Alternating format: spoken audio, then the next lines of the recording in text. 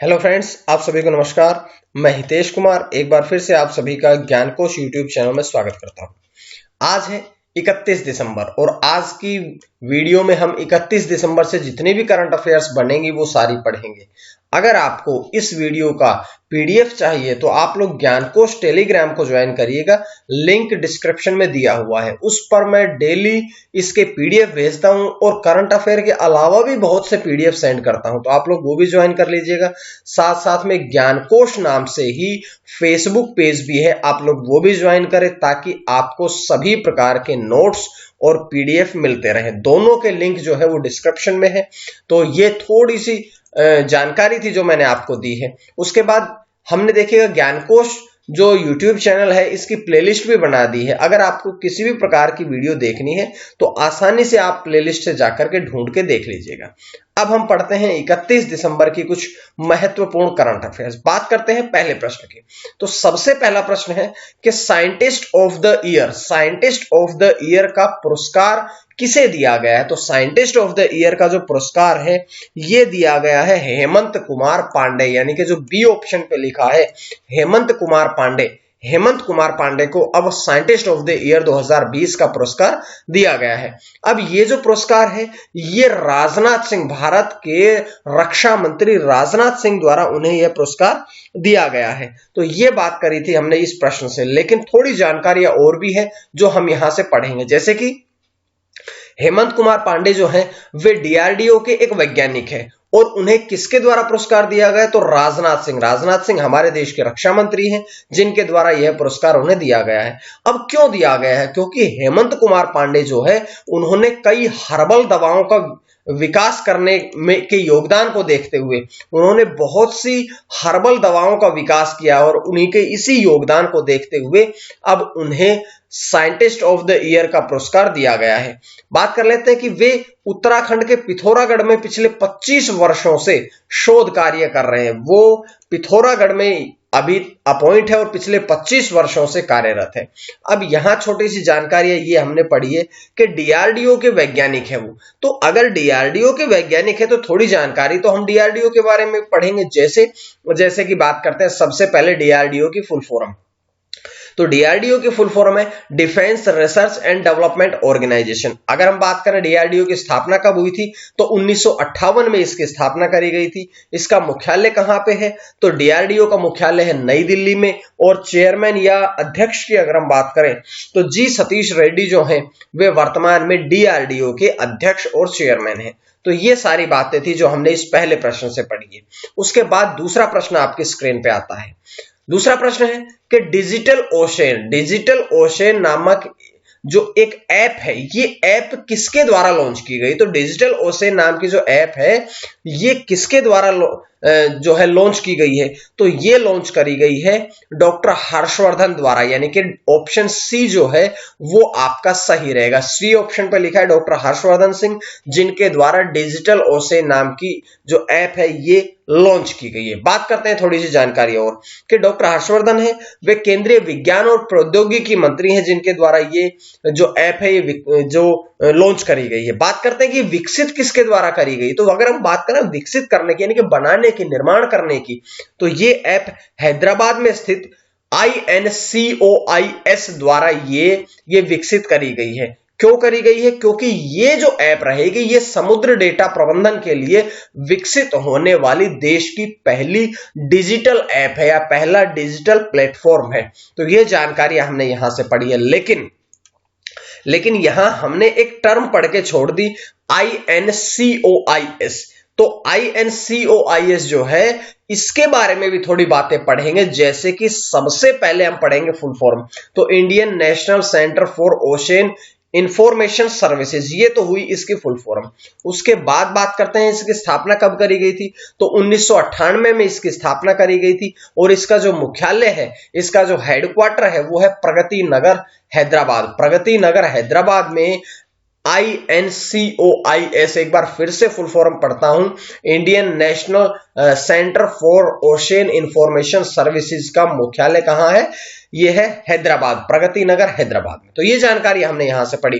अब तीसरा प्रश्न आपकी स्क्रीन पे आया है कि BWF द्वारा बैडमिंटन खिलाड़ी पर 5 वर्ष का प्रतिबंध लगा दिया गया है। लेकिन किस खिलाड़ी पर प्रतिबंध लगाया गया है?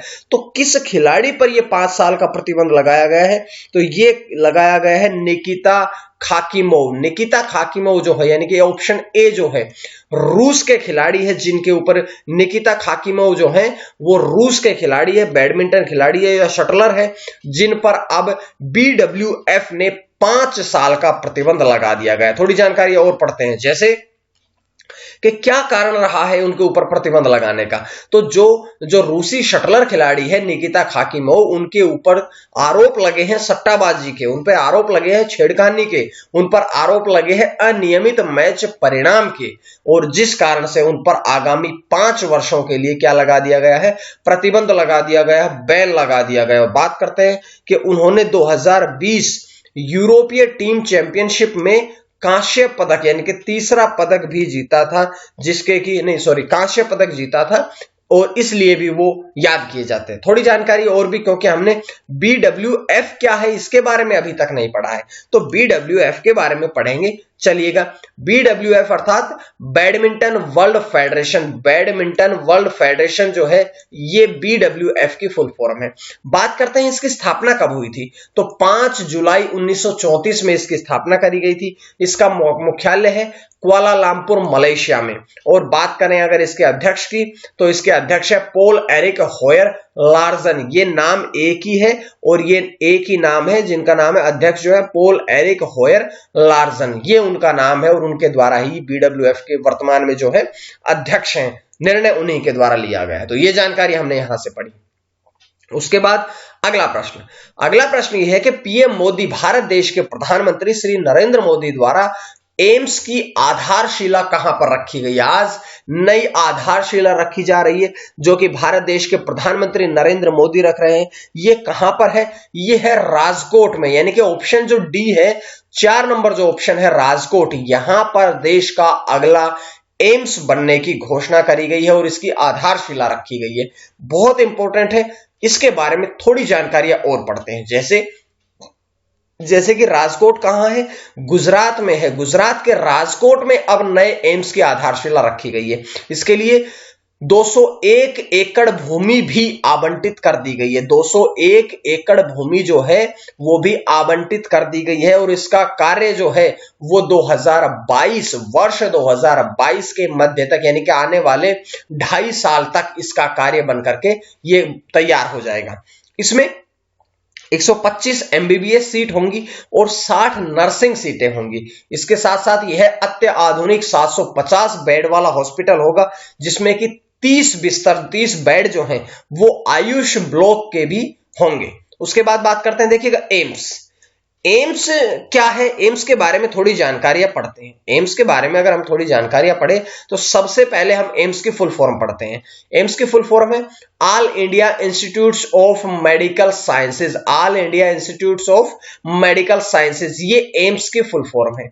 बात कर लीजिएगा कि देश का जो पहला एम्स है वो कहां पर स्थापित किया गया था। देश का पहला एम्स 1956 में, उस समय जो प्रधानमंत्री थे जवाहरलाल नेहरू, उनके द्वारा कहां पर स्थापित किया गया था? कोलकाता में स्थापित किया गया। देखिएगा, बहुत इंपॉर्टेंट प्रश्न मैं आप लोगों के लिए लेके आता हूं, तो आप लोग ध्यान रखिएगा।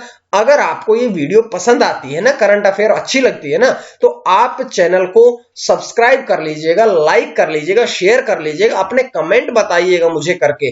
कमेंट के माध्यम से आप हमें हमारा मनोबल बढ़ाइएगा। तो इस प्रकार से देखिएगा, पूरी जानकारी मैं आप लोगों के सामने लेके आता हूं। अगला प्रश्न है कि सीमा सुरक्षा बल BSF, बॉर्डर सिक्योरिटी फोर्स के नए महानिरीक्षक आईजी कौन बने हैं? तो अब आईजी जो बने हैं वो बने हैं सुनील कुमार, यानी कि ऑप्शन सी पर लिखा है सुनील कुमार। ये एक जैसे ऑप्शन मैंने आप लोगों के सामने रखे हैं ताकि आप थोड़े कंफ्यूज हो, लेकिन सुनील कुमार जो है वे अब बने हैं BSF के नए आईजी, और राकेश अस्थाना जो है वे है डीजी, डायरेक्टर जनरल। ठीक है, BSF के डीजी है राकेश अस्थाना, लेकिन आईजी बने हैं सुनील कुमार। उसके बाद बात करते हैं कि सुनील कुमार जो हैं वे 1996 बैच के IPS अधिकारी हैं, जो कि अब BSF के नए आईजी बने हैं। उन्होंने FTR हेडक्वार्टर मिजोरम और कछार से अपनी स्थायी पोस्टिंग जो है वो ग्रहण करी है। इससे पहले भी सहायक प्रशिक्षण केंद्र बैकुंठपुर जो है वहां के महानिरीक्षक के रूप में सिलीगुड़ी में कार्यकाल अपना पूरा कर चुके हैं। और उसके बाद में हम थोड़ी जानकारी, क्योंकि BSF के बने हैं तो BSF के बारे में थोड़ी जानकारियां पढ़नी बहुत जरूरी है। जैसे कि हम बात करें कि BSF फुल फॉर्म है बॉर्डर सिक्योरिटी फोर्स। इसकी स्थापना कब करी गई थी? तो 1 दिसंबर 1965 में इसकी स्थापना करी गई थी। इसका मोटो क्या है, उद्देश्य क्या है? तो इसका उद्देश्य है जीवन पर्यंत कर्तव्य। और मुख्यालय है इसका नई दिल्ली में। डायरेक्टर जनरल DG जो है वो है राकेश अस्थाना। देखिएगा नीचे फोटो लगी है, एक बहुत अच्छी लाइन लिखी है कि सरहदें हैं कायम जिनके दम से, वो है BSF। ठीक है, अब बात करते हैं अगले प्रश्न की।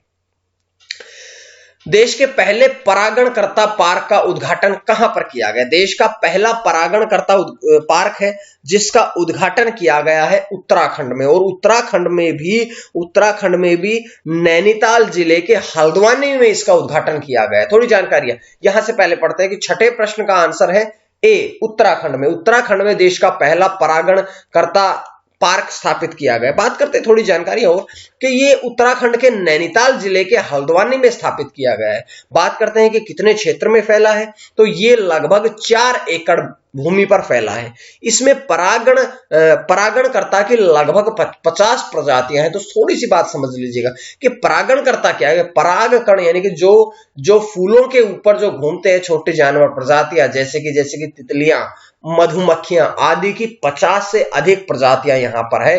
और इसका उद्देश्य भी यही है कि जो परागणक है उन सभी प्रजातियों का संरक्षण करना, सुधार करना, उनको संरक्षित करना, उनके बारे में लोगों को जागरूकता फैलाना ही इसका मुख्य उद्देश्य है। बात करते हैं अगले प्रश्न की, 7वें प्रश्न की। 7वां प्रश्न है कि किस राज्य सरकार ने पुलिस कर्मियों के लिए साप्ताहिक अवकाश रखने की घोषणा करी गई? देखो, पहले बात तो ये समझिएगा कि जो पुलिसकर्मी है वहां उन पुलिसकर्मियों को साप्ताहिक अवकाश नहीं दिया जाता है। लेकिन ऐसा कौन सा राज्य है जिसने कि अब साप्ताहिक अवकाश की घोषणा कर दी है? तो इससे पहले प्रश्न का जो उत्तर था उत्तराखंड, वही इस प्रश्न का भी उत्तर रहेगा। यानी कि उत्तराखंड में ही ये घोषणा करी गई है, उत्तराखंड राज्य में ही ये घोषणा करी गई है कि उत्तराखंड पुलिस जो है उसको अब साप्ताहिक अवकाश यानी कि संडे, यानी कि सप्ताह में कोई भी एक दिन उन्हें अवकाश दिया जाएगा। बात करते हैं कि ये घोषणा कर दी गई है, लेकिन ये लागू कब से होगा? ये लागू होगा 1 जनवरी 2021 से, यानी कि आने वाले वर्ष, यानी कि 2 दिन बाद से ही ये चीजें लागू हो जाएंगी। और इस योजना के तहत 9 पर्वतीय जिलों, कौन कौन से? पौड़ी गढ़वाल, टिहरी गढ़वाल, रुद्रप्रयाग, चमोली, चंपावत, पिथौरागढ़, उत्तरकाशी, अल्मोड़ा और बागेश्वर में जो तैनात है व्यक्ति हेड कांस्टेबल पद पर और कांस्टेबल पद पर जो भी तैनात है, उन सभी को अब साप्ताहिक अवकाश प्रदान किया जाएगा। उत्तराखंड पुलिस के बारे में छोटी सी जानकारी पढ़ लीजिएगा कि यहाँ के डायरेक्टर जनरल DG जो है वो है DGP, director general of police, वो है अशोक कुमार। और इसका मुख्य उद्देश्य है मित्रता, सेवा, सुरक्षा। उत्तराखंड पुलिस का मोटो है। ये जानकारियां मैंने आपको यहां से दी है। उसके बाद अगला प्रश्न जो है वो आपकी स्क्रीन पे आता है। भारतीय रेलवे द्वारा नियमित आपूर्तिकर्ता का दर्जा किस कंपनी को दिया गया? भारतीय रेलवे, इंडियन रेलवे ने अब एक नया दर्जा दिया है जिसका नाम है नियमित आपूर्तिकर्ता। और ये दर्जा जो है ये कौन सी कंपनी को दिया गया है? तो ये अभी दिया गया JSPL, यानी कि जो ऑप्शन सी पे लिखा है वो आपका ऑप्शन सही है। तो सही है तो थोड़ी जानकारियां तो जरूर पढ़ेंगे। जैसे JSPL की फुल फॉर्म पढ़ेंगे सबसे पहले तो Jindal steel and power limited. Jindal steel and power limited full form है JSPL की। बात करते हैं JSPL को 60 किलोग्राम 880 ग्रेड यानी कि 90 UTS रेल की आपूर्ति करने के लिए यह दर्जा दिया गया है। यह दर्जा प्राप्त करने वाले भारत की पहली निजी कंपनी, प्राइवेट कंपनी जो है वो भी JSPL। ये JSPL फुल फॉर्म में पढ़ा चुका हूं, Jindal steel and power limited. बात कर लेते हैं कि इस कंपनी ने लगभग 2 लाख टन से अधिक रेल का निर्यात भी किया है। तो ये थोड़ी सी जानकारियां थी यहां से, लेकिन जेएसपीएल के बारे में पढ़ेंगे। जेएसपीएल अर्थात Jindal steel and power limited, इसके संस्थापक कौन थे? ओपी जिंदल। कब हुई थी स्थापना? 1952 में। मुख्यालय कहां है? हेडक्वार्टर है नई दिल्ली में। अध्यक्ष वर्तमान में कौन है? नवीन जिंदल। और प्रबंध निदेशक यानी कि मैनेजिंग डायरेक्टर जो है वो है वी.आर. शर्मा। और Jindal power steel and power का नीचे लोगो भी मैंने आपको दिखा दिया है। उसके बाद बढ़ते हैं अगले प्रश्न की तरफ। जियो मीडियाटेक गेमिंग टूर्नामेंट लॉन्च करने की घोषणा किसके द्वारा की गई है? तो यहां से ज्यादा दिमाग लगाने की आवश्यकता नहीं है, क्योंकि इसके नाम में ही आगे लिखा है जियो। तो जियो लिखा है तो आप लोग डायरेक्ट समझ जाइए कि भाई जियो मीडियाटेक है, तो जियो के द्वारा ही इसकी घोषणा करी गई है। अब बात करते हैं इसके प्रश्न के बारे में। इंपॉर्टेंट बातें हैं अभी कि रिलायंस जियो ने चिपसेट डिजाइनर मीडियाटेक के साथ मिलकर के, यानी कि रिलायंस जियो ने तो की है घोषणा, लेकिन किसके साथ मिलकर के? चिपसेट डिजाइनर मीडियाटेक के साथ में मिलकर के। ये भारत में नए और मौजूदा जो ऑनलाइन गेमिंग उत्साही लोग हैं, जो कि बहुत ज्यादा गेम खेलना पसंद करते हैं जो लोग, उनके लिए ये घोषणा करी गई है। और इसके बारे में बात करते हैं कि ये एक इलेक्ट्रॉनिक स्पोर्ट्स कार्यक्रम है, यानी कि ई स्पोर्ट्स कार्यक्रम है। टूर्नामेंट लगभग 70 दिनों तक चलेगा, यानी कि इसका आयोजन आने वाले वर्ष 13 जनवरी से 7 मार्च 2021 के बीच में किया जाएगा।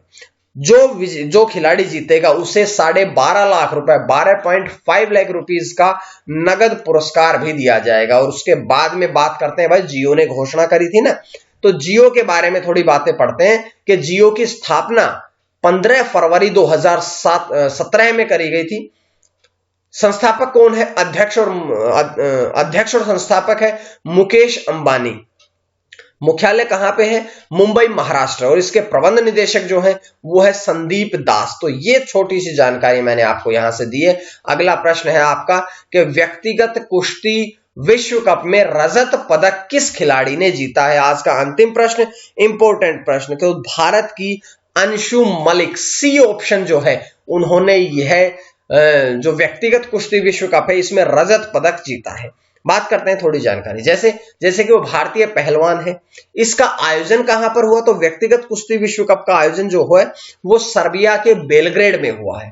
वे पोडियम स्थान प्राप्त करने वाली देश की पहली पहलवान भी बनी। इस टूर्नामेंट में पोडियम स्थान का मतलब होता है कि जो शुरू के 3 शीर्ष स्थान है, पहला, दूसरा स्थान और तीसरा स्थान, इन तीनों स्थान पर जो आता है उसे पोडियम स्थान बोलते हैं। और 19 वर्षीय महिला खिलाड़ी है जिसने कि महिलाओं के 57 किलोग्राम वर्ग में रजत पदक जीता। फाइनल में किससे हारी? तो फाइनल में मोल्दोवा की अनास्तासिया निकिता से 5-1 से वो हार गई है। तो ये जानकारियां थी यहां से। उम्मीद है आपको करंट अफेयर की सीरीज बहुत अच्छी लग रही हो। करंट अफेयर अगर अच्छी लगती है तो आप कृपया सब्सक्राइब कर दीजिएगा, शेयर कर दीजिएगा, दोस्तों को बता दीजिएगा, ताकि हमें भी इसका फायदा मिलता रहे। आज के लिए इतना ही। पीडीएफ आप ज्ञानकोश टेलीग्राम चैनल से ले लीजिएगा, ज्ञानकोश फेसबुक पेज से ले लीजिएगा। आज के लिए इतना ही। मां सरस्वती की कृपा आप सभी पर बनी रहे। आप सभी का बहुत बहुत धन्यवाद।